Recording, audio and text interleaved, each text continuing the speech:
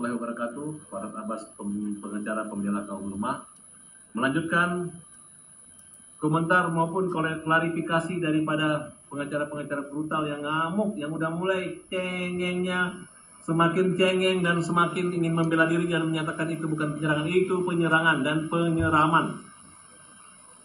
Dan sebagai pengacara pinter nih, gue ajarin, namanya sidang itu tidak harus live.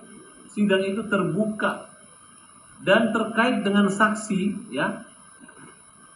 Kalau namanya saksi itu udah ngerti kan? Kalau ada saksi sidang, tiga-tiga itu nggak boleh di situ.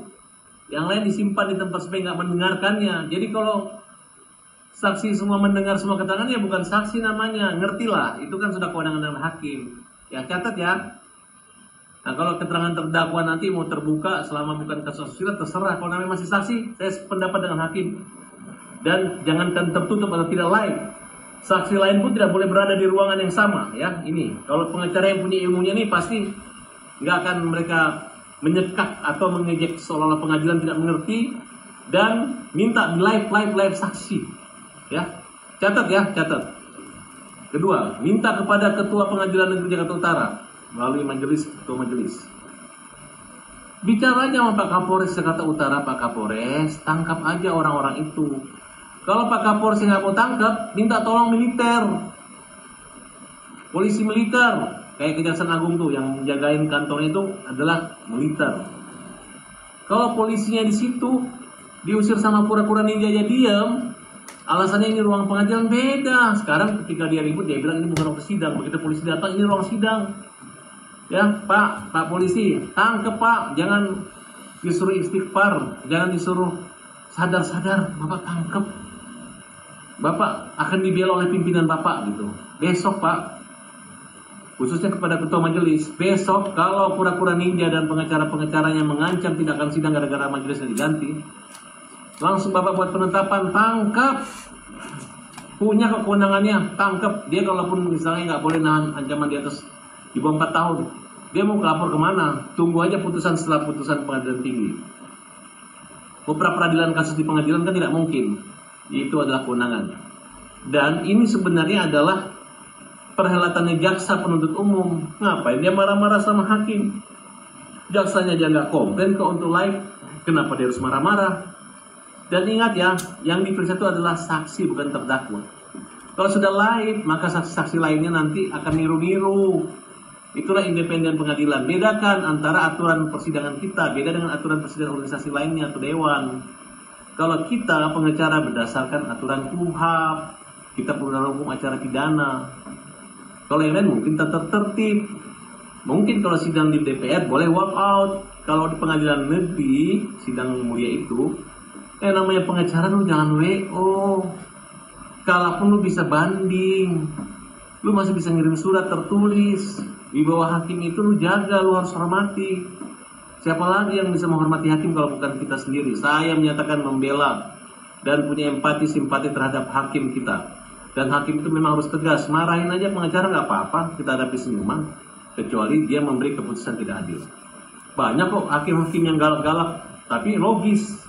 Orangnya praktis, simpel, dan ada saatnya kita berbicara, bukan berdebat kusir seperti kemampuan yang dimiliki oleh saudara.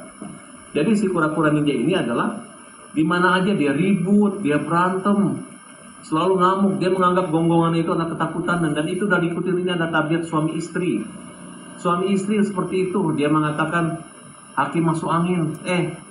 Emang aku masuk angin? Angin apa? Ya, justru saat ini adalah saat yang dimana pengadilan ingin melihat sehebat apa sih orang yang mengganggu, mengusik keadilan orang lain. Ini Hotman Paris yang diganggu di sidang. Ngomong apa? Tanya kalian ke Farhad, apa salah saya kepada dia? Saya nggak pernah makan uang dia Rp1.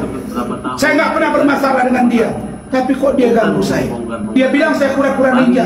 Saya hanya bilang dia mau bendo. Memang pakai bendo. Kalau dia bilang saya kura-kura ninja, apa? Saya kura-kura ninja. Kura-kura ninja bisa ngomong seperti ini. Kura-kura ninja itu dia tidak ada rumah, istri saya ada. Dia nggak ada istri, makanya dia jangan bawa istri. Terus saya bawa istri saya, kenapa? Pembelamu cuma ibu-ibu yang punya tompel di kanan. Ini orang sinting atau apa? Itu adalah sebab sedang. Jangan kalian wawancarai dia.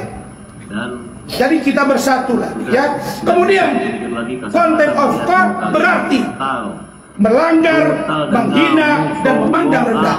Tidak ada yang kita hina.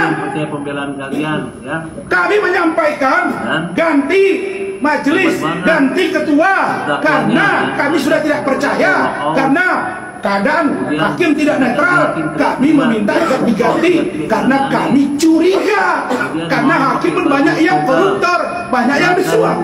Kok menghina? Kan fakta. Kamu sadar, kamu waras, ya. Dan ingat ya, tidak lama lagi saya minta persidangan dipercepat. Jaksa semua saksi dukung cepat, segera ajukan vonis, ditahan, jangan dilepas, ya. Ini menyangkut kewibawaan pengadilan, ya. Kalau pengadilan Jakarta Utara maupun majelis tidak melakukan satu upaya, tidak melaporkan orang-orang naik meja dan melaporkan si kura-kura ninja, maka saya menganggap ini adalah keruntuhan lembaga pengadilan kita. Dan ini wibawa harus dijaga marwahnya. Saya sudah dikontak beberapa keluarga maupun saudara-saudara dan teman-teman, dan kami berdiskusi. Harus tegas, ya. Ketua pengadilan harus tegas, bela ketua majelis harus tegas. Tunjukkan siapa lagi di tangan bapak dan ibu lah keadilan ini ada. Kalau bapak ibu sudah diremehkan oleh terdakwa, sudah dipermalukan, suami istri terdakwa dan pengacara mereka, di mana wibawa? Tunjukkan. Kami pengacara pembela pelemah berada di garis terdepan membela kewibawaan dan kehormatan hakim Indonesia.